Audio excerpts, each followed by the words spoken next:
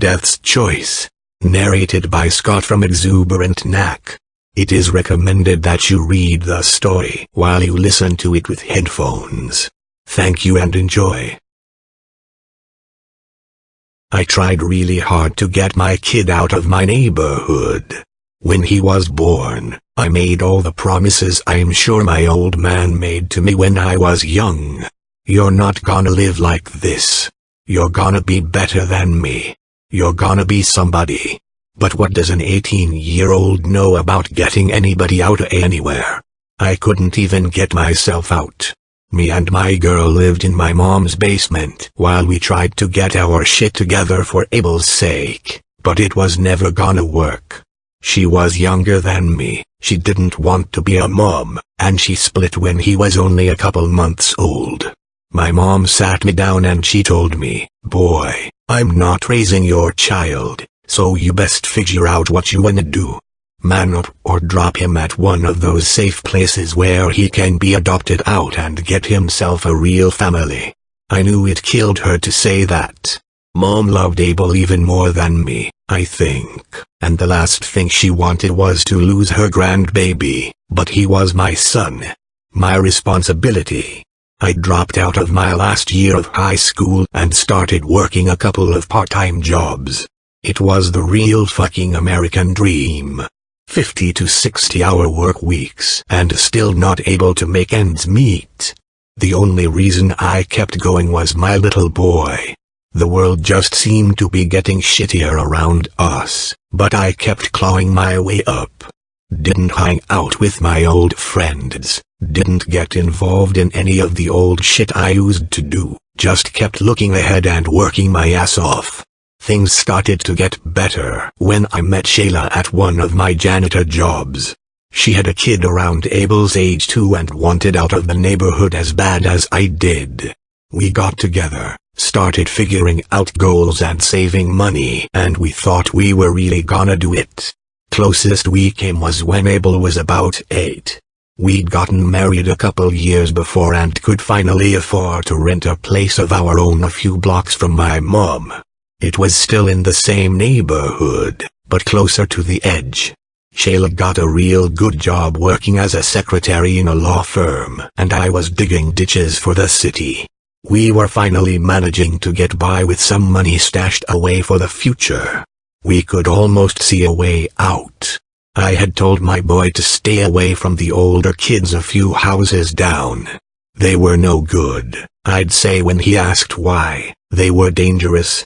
I didn't tell him it was because they were messing around with a gang, one of the reasons me and Shayla wanted out in the first place, but I probably should have. Maybe it would have stopped what happened. I'd been at work on a Saturday, overtime to afford a present for Shayla's daughter's birthday, so I only got to hear about it after it happened. Abel had slipped out of the house and gone to hang out with the cool kids down the road. It had only been a minute, shouldn't have been long enough for anything bad to happen, and it was broad fucking daylight. Didn't stop some rivals from driving by and taking shots at the group. At my son. He took 2 in the back before he hit the ground. The 2 that had been meant for the leader he'd been standing in front of. By the time I got to the hospital, Abel was in surgery. Walking into the hospital was like a dream. Nothing felt real. Not the hugs from my mom or Shayla, not the updates from the doctor, nothing. I sat in one of those hard plastic chairs against the wall and I put my head between my knees and I prayed for God to spare my boy. Shayla and Mom went to the cafeteria to get coffee while we waited, but I stayed there, staring at the doors and wanting some kind of answer. When someone stepped between me and the doors, I looked up, angry and grateful at the same time. I needed an excuse to vent and scream and fight, and this bastard had offered himself up without realizing it. "Hey!" I snapped, but then I froze.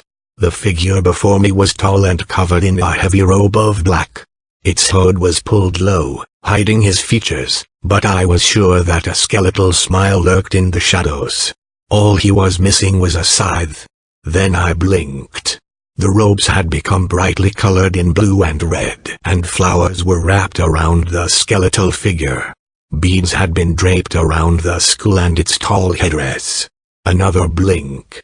Now it was a Chinese man with a long black beard in official-looking robes and a cap.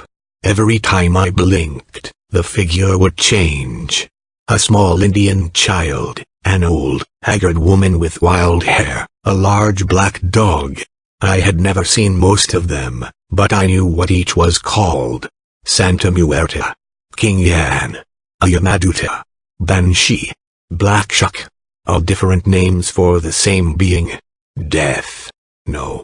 I don't know if I was denying what I was seeing or trying to ward off the creature in front of me. Oh God, oh please, no. It turned towards me, 100 faces in a single form. Trying to focus on any one shot lightning across my brain. It wasn't real, but at the same time, it was the only thing that was real. I was going insane with grief. It was the only explanation, but I didn't care. If there was any chance I could save Abel, I was going to try it. Not my boy. I begged, somehow miraculously alone in the hallway while I spoke to something that probably wasn't even there. Anyone else, just not Abel. It continued to stare. Please. Slowly, it lifted a hand, 1 minute bony, then dark-skinned, then old, young, a paw, and touched my forehead. I wasn't me anymore. I was someone else, someone angry, so full of hate. There was a gun in my hand. It felt heavy and familiar. I was fearless, I was hot-blooded, I was out for revenge. I was Abel. Older, no longer an innocent child, flashes of a life world before me. Drinking, drugs, love and loyalty bought with blood. The colors of the gang he'd been with when he was shot waving like a flag over it all. Everything went black for a moment, and then I was opening my eyes as someone else.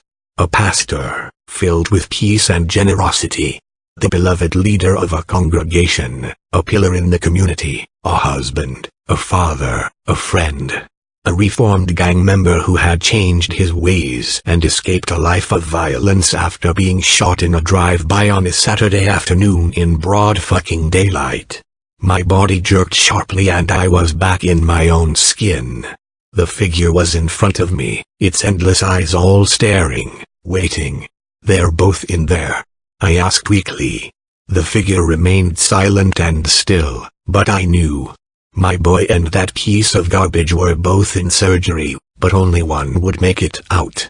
You can't know that that's what will happen. I said with a defiant shake of my head. My son is a good boy. I'm getting him out of here. It won't happen. It tilted its head slightly. Why you don't know? Abel is good. Abel is. He's good. I started to sob while it continued to stand in front of me, waiting, expectant. My boy. I whispered. Save my boy. And then I was alone again. Carter Wright died on the table 5 minutes later. He was 16 years old. Abel survived. I don't know what I saw in the hospital or how real it even was. I don't know why I was given the choice when it shouldn't have been mine to make. I tried to go to different churches and temples to have it explained, but no one could help me understand.